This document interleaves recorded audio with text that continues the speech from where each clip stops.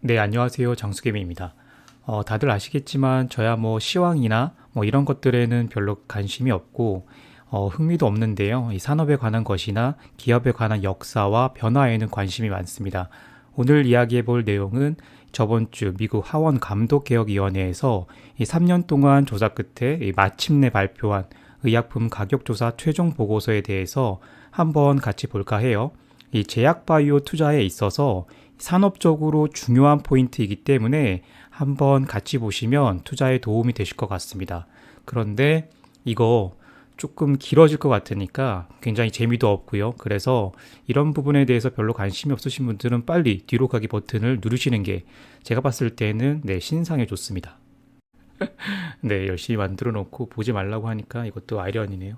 어쨌든 간에 일단 일의 시작은 여기 보시면 자주 보시던 미국 하원 의장인 미국 권력 서열 넘버 3인 낸시 펠로시 의장 옆에 있는 이 엘리아 커밍스 전 하원 감독개혁위원장에서 시작을 합니다. 이분도 보시면 이 볼티모어에서 13선이니까 경력이 엄청난 연방 하원 의원입니다. 그리고 민주당 내에서도 중추적인 역할을 하는 의원이기도 하고요. 그런데 이분이 2019년 10월에 돌아가십니다. 이 비교적 젊은 나이에 돌아가시게 되는데 보시면 이분의 추도사는 이 버락 오바마 전 대통령이 맞습니다. 그리고 이분 장례식에 참석한 면면을 보시면 일단 지금은 현직 대통령인 당시 바이든 상원의원 그리고 오바마 전 미국 대통령 그리고 클린턴 전 대통령 그리고 힐러리 전 국무장관이 참석을 했습니다. 커밍스 의원이 어느 정도 거물이었는지 우리가 알 수 있죠. 네, 제약업과 관련해서는 여기서부터인데 그런데 이분이 위원장으로 있는 이 감독개혁위원회는 이 중요 이슈사항에 대해서 많은 일들을 다루는 위원회인데 가령 예를 들면 트럼프 대통령 탄핵 관련된 이슈도 여기서 다뤄지고 정치, 경제, 사회, 문화 모든 것에 민감한 의제는 여기서 다뤄지고 언론의 스포트라이트를 받습니다. 그런데 이 위원회 도마에 오른 것이 미국 제약사입니다. 보시는 것처럼 2019년 1월에 이 대형 제약사의 미국 내 약가와 영업 관행에 대해서 조사를 시작을 하고 이 밑에 보시는 이 12개 회사에게 이 위원장 명의로 관련 자료 제출과 이 출석 등에 대해서 위원장 서한을 보내게 됩니다. 그러니까 앞서 제가 말씀드렸듯이 이분한테 뭔가 레터를 받았다라고 하면 후덜덜한 일인 거죠. 그래서 이제 제약업 CEO들은 줄줄이 의회로 불려다니기 시작을 하는데요. 여기는 상원에 이 제약업 CEO들이 불려 나온 건데 올해 초에는 이 휴미라 가격 인상으로 또 청문회에 불려나간 이 곤잘레스 회장을 포함해서 아스트라, BMS, 존슨앤존슨, 머크, 화이자 이런 대형 제약 기업들의 CEO들이 줄줄이 불려 나가게 됩니다. Part to these horrendous price increases. You see where it started out for $500 for a syringe, it's now at $2,984 just for a syringe. AbbVie and its partner Janssen Biotech charged even more, over $181,000 for a year's supply of Imbruvica. That is 74%. 네, 올해 초에 휴미라가 가격 인상을 한 번 더 했기 때문에 미국 감독개혁위원회에서 휴미라 CEO로 불러다가 질타하는 그러한 내용인데요. 이 타계한 커밍스 의원의 뒤를 이어서 방금 전 영상에서 보신 감독개혁위원회의 위원장이 임명된 여기 이 말로니 위원장, 이 위원장이 중간중간 조사 결과들을 발표를 했고 마침내 올 12월에 최종 결과 보고서를 발표하게 됩니다. 이게 가장 앞장에 있는 표지인데 보시면 269페이지 분량의 이 폭넓은 조사 자료를 발표하게 됩니다. 잠 안 오시는 분들은 한번 보시면 좋습니다. 정말 각 회사 내부 마케팅이나 영업 비밀 그리고 개인 메일, 내부 회계 자료 등이 아니 어떻게 이렇게 다 나갔나 싶을 정도로 이 방대한 내부 자료들을 많이 볼 수 있습니다. 자, 그러면 이제부터 본격적으로 재미가 없어지는데 모든 페이지를 다 볼 수는 없고 핵심적인 내용만 간단하게 살펴볼게요. 이 보고서 제목은 의약품 가격조사 보고서고 구체적으로는 의약품 산업에서 약가와 비즈니스 관행에 관한 조사다라는 겁니다. 주요 부분에는 제가 여기 표시를 해두었는데 첫 번째로 보시면 조사의 목표죠. 조사의 목표는 제약회사가 지속적으로 가격을 인상한 이유, 시장 지배력을 보호하기 위해서 어떤 전략을 사용했는지 이해하고 처방의약품을 현재 가격보다 낮게 이용할 수 있게 하자는 그런 취지입니다. 일단 목적부터 보면 이 조사받는 제약자 입장에서는 조금 쎄하죠. 왠지 모르게 뒤에 내용들이 이렇게 제약회사 귓방망이를 날리는 이런 내용들이 연상이 됩니다.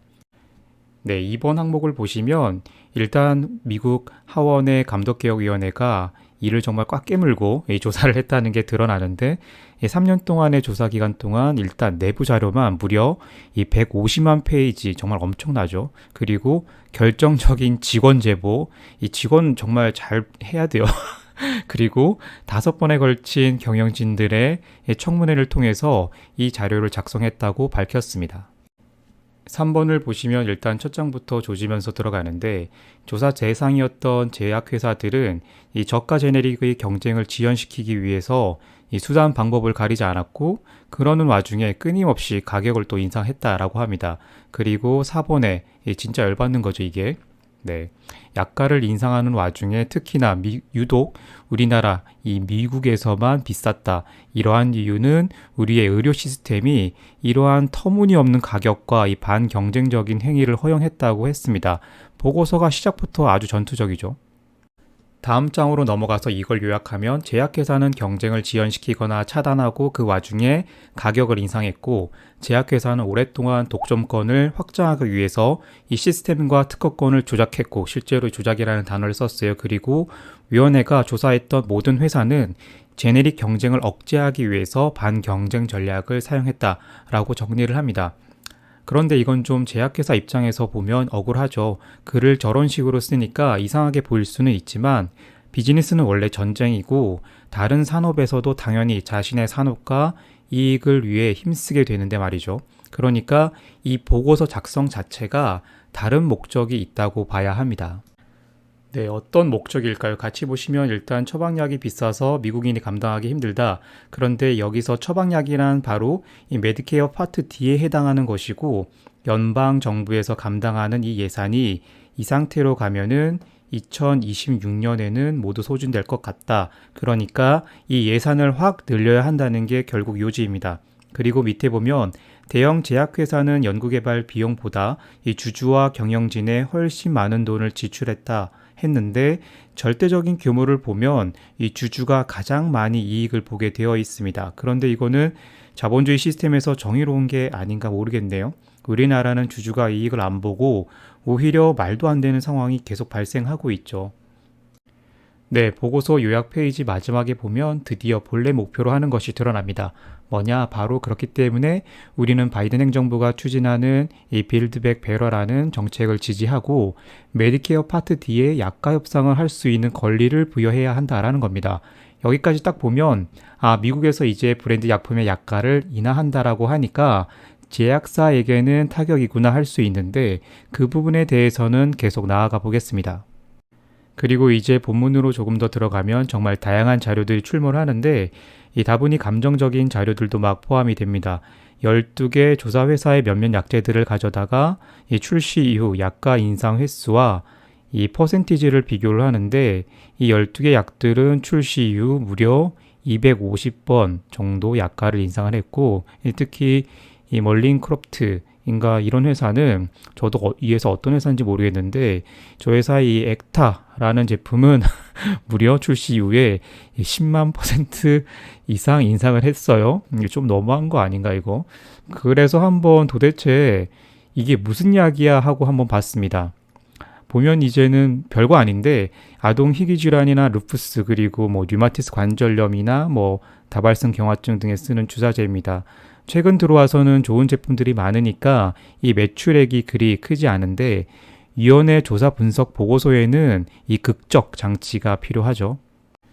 그것보다 더 중요한 건 바로 약품의 순가격이 매년 크게 증가하고 있고 결국에 도대체 왜 이 모양이야 하고 봤더니 이 PBM이라는 이 파머시 베네핏 매니지먼트라는 이 미국 회사들의 여기에 들어가는 리베이트와 할인으로 코스트가 크게 증가한다고 기술을 했습니다. 드디어 PBM이 등장을 하죠. 그런데 저는 이 PBM에 대해서 뒤에 신랄하게, 더욱더 신랄하게 비판할 줄 알았는데 웬걸 슬쩍 또 넘어가요. 제가 우리나라 제약바이오 투자자들이 투자를 제대로 하기 위해서는 반드시 미국의 PBM 제도를 이해해야 이야기도 되고 투자도 된다고 누차 강조하곤 하는데, 제가 이 PBM 시스템에 대해서는 조만간 따로 영상을 하나 만들겠습니다. PBM을 상세하게 건들 줄 알았는데 바로 각 제약사의 최고 경영진의 인센티브로 넘어갑니다. 의약품 가격 인상의 원인 중 하나로 회사들이 그들의 영업 목표, 즉 이 매출 목표죠. 이것과 성과 보상을 연계하는 이 보상 구조를 가지고 있고, 그런데 이건 당연한 거죠. 그럼 회사가 매출 목표와 이 성과 보상을 연계하지 뭘로 연계하나요? 그런데 몇몇 회사는 더 나아가서 이 특정 제품의 매출액과 보상을 연계했다라고 하면서 각 회사 경영진들의 16년부터 20년까지 보상 규모를 또 적나라하게 펼쳐놓습니다. 의도가 너무 뻔하죠. 그리고 이걸 또 연도별로 나눠봤더니 같이 한번 보시죠. 제가 여기 표시를 해놨는데 이 길리어드 사이언스 이 경영진 형들은 양심이 없죠. 회사는 거꾸로 가게 해놓고서는 돈만 많이 가져가고, 그리고 이 노보노디스크 형들은 보시면 한 만큼 가져간 것 같아요. 기준은 여기 12개 회사에 비교했던 기준이에요. 그리고 이 산오피 형들은 보시면 인간적이죠. 인간적인 것 같아요. 이러한 약가 인상 때문에 연방정부에서 부담하는 메디케어 파트 D, 그러니까 메디케어는 미국 65세 이상 성인을 대상으로 연방정부에서 시행하는 의료보험이라고 생각하시면 돼요. 그중 이 파트 D는 이 처방의약품에 관한 그런 내용입니다. 여기에서 그동안 다음 제품들로 인해 높은 약가 때문에 250억 달러의 손실을 추정한다고 했습니다. 그러니까 이 약제들의 가격을 깎아야 한다는 거죠. 그리고 또 들고 나오는 또 하나의 중요한 문제, 바로 각 회사들이 가지고 있는 비슷한 성격의 약제들의 가격이 서로 이 섀도우 프라이싱을 한다는 겁니다. 그러니까 우리가 시장이 완전 경쟁 체제라고 가정을 하면 이 A라는 회사 그리고 B라는 회사는 적극적으로 자사의 매출을 늘리기 위해서 이 경쟁사보다 성능은 좋게 하고 가격은 경쟁사 대비 저렴하거나 아니면 경쟁력 있게 해야 많은 매출을 올릴 수 있는데, 제약회사를 봤더니 여기는 특이하게도 경쟁회사가 가격을 올리면 거의 그대로 따라가면서 번갈아 가격 인상을 하는 구조다라는 겁니다. 그런데 이런 섀도우 프라이싱은 제약업에만 있는 게 아니죠. 무튼 그래도 이게 일반적이지는 않다. 그렇기 때문에 위원회는 물고 늘어집니다. 사실 이러한 내용을 바탕으로 하게 되는 이 보고서 내의 회사 내부 메일들을 보면 어떻게 이런 메일까지 다 유출이 됐지 하는 생각을 하게 됩니다. 왜냐하면 CEO에게 다이렉트로 보고되는 메일들까지 다 유출이 됐기 때문에, 그러니까 형들 이건 번외지만 적은 항상 가까이 그리고 내부에 있나 봐요. 휴미라와 엠브렐의 약가를 비교해봐도 거의 같이 가고 2017년부터는 손붙잡고 같이 갑니다. 그리고 위원회가 걸고 넘어진 것 중 하나가 바로 제약회사가 연구개발에 돈을 써야 해서 높은 약가를 유지할 수밖에 없다고 하는데, 이 막상 장부를 봤더니 연구개발 비용보다 자사주 매입과 주주에게 배당금 지급을 더 많이 했다라고 하면서 제약회사의 높은 수준의 약가를 인정할 수 없다라고 합니다. 그러면서 AbbVie, 노보노디스크, 암젠 등은 자사주 매입 그리고 배당금 지급이 직전 5년 동안 보더라도 연구개발 비용보다 높다라고 하는데, 여러분들 이건 제가 회사별로 자세히 봐야 한다고 이미 이야기했습니다. 정말 돈을 잘 벌어서 주는 회사도 있고 주주를 달래기 위해서 출혈을 감수하고 배당과 자사주 매입을 하는 회사가 있으니까 꼭 주의를 하셔야 합니다. 그리고 다발골수종의 원펀치 약제인 이 셀진의 레블리미드를 가지고 가격 인상에 대한 네거티브 공세를 펴는데, 보시면 코스트는 거의 그대로인데 반해서 가격 인상으로 이 매출액이 급격하게 오른 결과를 보여줍니다. 영업 레버리지 효과죠. 그런데 이건 사실 신약 허가를 받고 나서의 일이기 때문에 신약 개발 실패에 대한 이 매몰 비용은 고려하지 않은 표입니다. 이렇게 말씀드린 사례와 예시들 그리고 이런 의견들을 쭉 제시하고 위원회는 결론에서 제약사들이 유독 미국에서만 가격을 크게 인상을 해왔고 이게 정말 열받는 부분인 것 같아요. 그렇기 때문에 연방정부 재정에 들어가는 메디케어 파트 D에 대한 약가 협상 권한을 부여해야 한다는 것으로 보고서를 마칩니다. 그럼 여기서 중요한 점 하나를 알 수 있죠. 이 처방의약품을 커버하는 메디케어 파트 D 여기에 대해서 약가 협상을 부여해야 한다고 했는데 그럼 현재 메디케어는 약가 협상을 못한다는 말이냐 이런 질문을 할 수 있죠. 맞습니다. 현재는 현행법상 이 메디케어는 웃기게도 연방정부가 약가 협상을 못하게 되어 있습니다. 메디케어 파트 D에서 그러니까 제약회사를 비롯한 많은 이해관계자들이 미국에서 소위 말해서 꿀 빠는 이유 중 하나죠.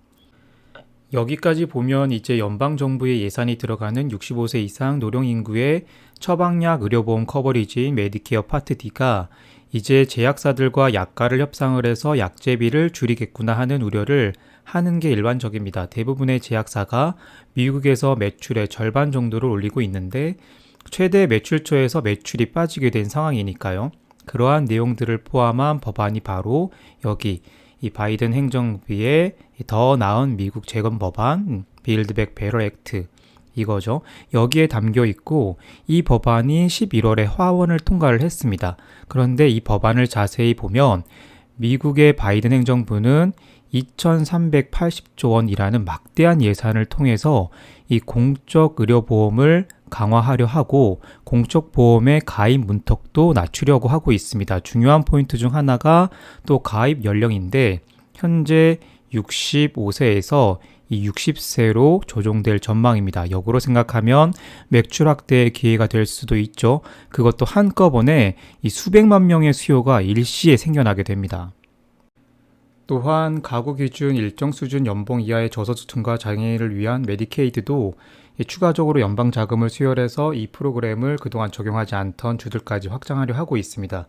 여기에는 이 불법 체류자 등도 포함시키려고 하고 있기 때문에 정말 파격이라고 볼 수 있습니다. 그리고 여기 오른쪽에 보시면 그러면 이 약가 협상 권한을 부여한다라고 하면 그럼 언제부터냐 이게 중요한데 보시면 바이든 행정부가 끝나고 이 다음 대통령 선거할 때쯤인 2025년에 시작한다라고 되어 있죠. 이건 뭐 대통령 한 번 더 하겠다는 거나 다름없습니다. 그리고 인슐린 가격에 대한 부담을 이 메디케어에서 30일에 $35 정도만 부담하게 하겠다고 하는데 이 나머지는 연방정부에서 부담을 하겠다는 겁니다. 또한 역으로 생각하면은 미국에서의 당뇨병 문제가 얼마나 심각한지 알 수 있습니다. 인슐린은 정말 중요하죠. 현재 미국에서 인슐린 공급을 할 수 있는 회사는 보고서에 언급한 회사는 세 곳이고요. 일라이 릴리와 노보노디스크 그리고 사노피입니다. 그런데 제 채널을 보신 분들은 이미 아시겠지만 인슐린 시장에서 이 사노피는 급격하게 헤게모니를 잃고 있는 상황이라는 거 아신다면 이 시장이 향후 누구에게 돌아갈지 아실 수 있으실 겁니다. 바이든 행정부의 이번 BBB 법안은 오바마 행정부 시절에 우리는 지금 잊고 있지만 오바마 케어와 상당 부분 유사하지만 이 금액적인 측면에서는 상대도 되지 않을 정도로 무지막지합니다. 오바마 시절 오바마 케어 도입으로 건강보험 미가입자가 보시는 것처럼 이 전체 인구의 15.5%에서 이 8.7%까지 떨어졌는데 이 바이든 행정부에서는 이거를 2025년까지 3%까지 낮추겠다는 겁니다. 다 좋은데 결국 돈이 문제겠죠. 그런데 우리 다들 아시다시피 지금 돈은 무지막지하게 찍어내려고 하고 있죠. 그럼 이게 어떤 결과를 가져왔는지 우리는 이미 과거의 사례를 통해 알고 있습니다. 역설적으로 오바마 케어 당시 오늘 보고서에 문제가 되었던 기업들 중 두 곳의 대표 제품들의 가격 추이를 보겠습니다. 웃기게도 오바마 케어를 시행하고 나서 암젠의 엠브렐도 여기서부터 오바마 케어가 시작됐던 기간 동안 급격하게 가격 인상을 시작하게 되죠. 에브비의 휴미라도 마찬가지입니다. 오바마 케어 이후에 아주 급격한 가격 인상을 하게 됩니다. 수익을 추구하는 기업이 하늘에서 수익이 떨어지는데 가만히 있으면 그게 배임 행위죠. 그럼 주가는 어떻게 되는지 한번 볼게요. 앞서 엠브레를 판매하던 암젠사의 오바마 케어 당시의 주가 추이입니다. 암젠뿐만이 아니라 형들이 관심이 있는 글로벌 제약 바이오 기업은 대부분 다 이렇습니다. 폭발적인 주가 상승을 이뤄내게 됩니다. 네, 오랜만에 정말 길었는데요. 빨리 결론을 한번 내보죠. 결론은 바이든 정부의 BBB 법안 통과를 재촉하기 위해서 다음 보고서가 현재 시점에 절묘하게 발표가 되었습니다. 보고서에는 높은 약가를 감당하지 못한 환자와 보호자들의 눈물겨운 사연들이 공개가 되면서 이 여론과 의회를 압박하고 있는 모양새입니다. 하원에서 통과된 법안이 이 상원으로 지금 넘어가서 계류 중인데 언론 보도를 보면 이 법안을 올해 25일 그러니까 크리스마스 전에 통과시키려고 한다라는 뉴스들이 나오고 있습니다. 오늘 영상의 제목이 그래서 이 제약회사의 블랙 크리스마스라고 지은 이유입니다. 저 법안이 뭐 꼭 크리스마스 이전이 아니라도 뭐 가까운 시일 내에 통과가 된다는 뉴스가 나오면 이 대중과 언론의 특성상 이제 제약회사의 수익이 줄어든다라고 크게 보도가 되면서 단기적으로는 각 제약사들의 주가를 흔들게 될 것이고 특히나 그간 주가 상승이 높았던 기업들은 큰 하락을 한번 맞이하게 될 가능성도 있습니다. 가능성이에요. 이럴 경우를 대비해서 그간 수익이 많이 난 기업은 뭐 조금 줄여서 현금 비중을 조금 올려둬도 되고 저는 뭐 한 5%에서 한 15%까지 조금 줄여놨어요. 뭐 모멘텀 투자자라면 더 적극적으로 해도 되고 뭐 귀찮은 분들이라면 그냥 계셔도 될 듯합니다. 결론은 앞으로 미국에서 잘 팔릴 만한 의약품을 가지고 있는 기업은 다시 한번 큰 주가 상승을 일으킬 수 있는 이 제약바이오 르네상스가 눈앞에 와 있다는 겁니다. 제약바이오 투자자분들은 이 기회를 꼭 잘 살려보시면 좋으실 듯 합니다. 길었는데요. 그럼 형들 시장에서 장수하세요.